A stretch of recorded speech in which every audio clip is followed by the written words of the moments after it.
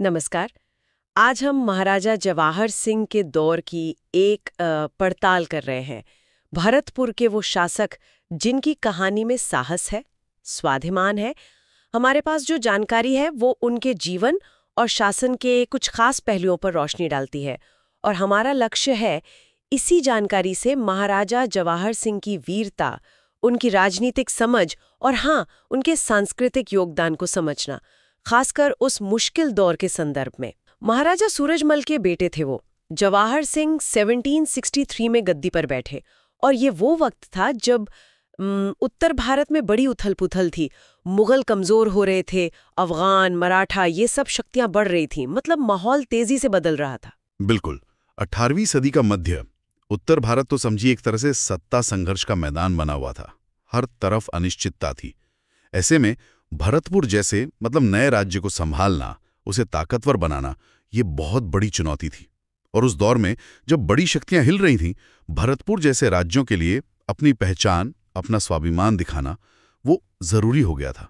अस्तित्व का सवाल था एक तरह से। हाँ, और इसी माहौल में जो बात मुझे सबसे ज्यादा कह सकते हैं चौंकाती है, वो है दिल्ली पर हमला करने का उनका साहस। मतलब उस समय की सबसे बड़ी सत्ता के केंद्र पर सीधी चुनौती।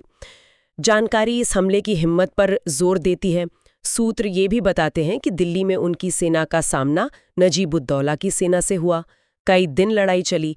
तो ये सिर्फ कोई छोटा मोटा धावा नहीं था, ये एक बड़ी सैन्य कार्रवाई थी। बिल्कुल सही कहा। ये सिर्फ एक फौजी हमला नहीं था।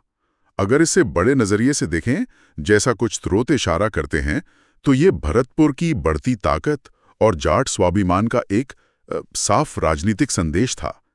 ये सीधे सीधे मुगल सत्ता को चुनौती थी, ये दिखाने के लिए कि देखो, अब नए शक्ति केंद्र भी हैं। अच्छा, एक और बात जो बार बार सामने आती है वो है सोमनाथ द्वार की वापसी। कहा जाता है कि दिल्ली अभियान के वक्त उन्होंने लाल किले से वो खास नक्काशी वाले दरवाजे हटवाए, जिन्हें सदियों पहले अलाउद्दीन खिलजी सोमनाथ मंदिर से लूटकर दिल्ली ले गया था।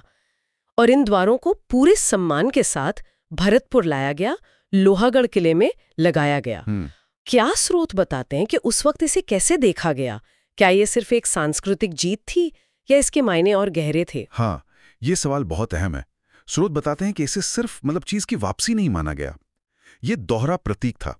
एक तरफ तो हाँ, सांस्कृतिक गौरव की वापसी, अपनी विरासत पर फिर से दावा, और दूसरी तरफ ये एक ऐतिहासिक अन्याय का कह सकते हैं प्रतीकात्मक बदला भी था। ये दिखाता है कि उस दौर के शासक अपनी संस्कृति, अपने इतिहास को कितना अहम मानते थे। ये उनका कर्तव्य था। ये महज दरवाजे नहीं थे, ये इज्जत वापस लाने जैसा था। सही बात है। सिर्फ युद्ध ही नहीं, उनके सांस्कृतिक झुकाव पर भी रोशनी पड़ती है। ऐसा लगता है कि वे केवल एक योद्धा ही नहीं थे। जानकारी मिलती है कि वो भगवान कृष्ण के बड़े भक्त थे। ब्रज संस्कृति को उन्होंने काफी बढ़ाया। इसका एक शानदार उदाहरण है गोवर्धन में कुसुम सरोवर।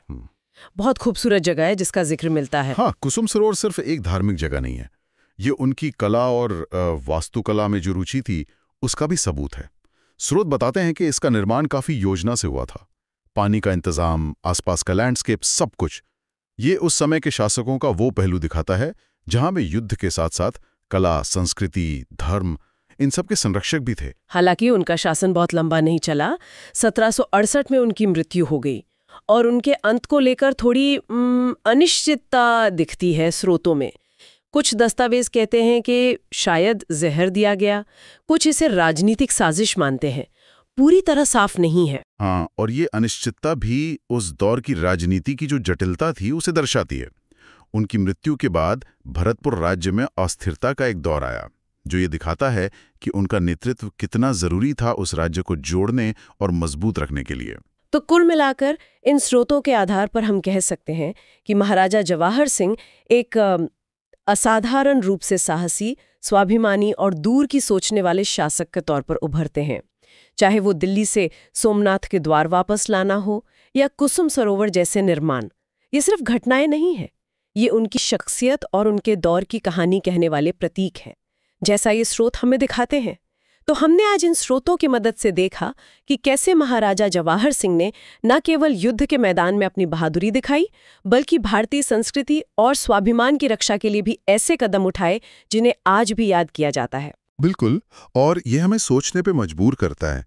इतिहास में शासकों ने जो ये कोशिशें की, सांस्कृतिक प्रतीकों को, विरासत को वापस पाने की, सहेजने की, जैसे ये सोमनाथ द्वार की वापसी, आज के समय में जब हम अपनी पहचान, अपने इतिहास, अपनी जड़ों को समझने की कोशिश करते हैं, तो इस तरह के कदम क्या मायने रखते हैं?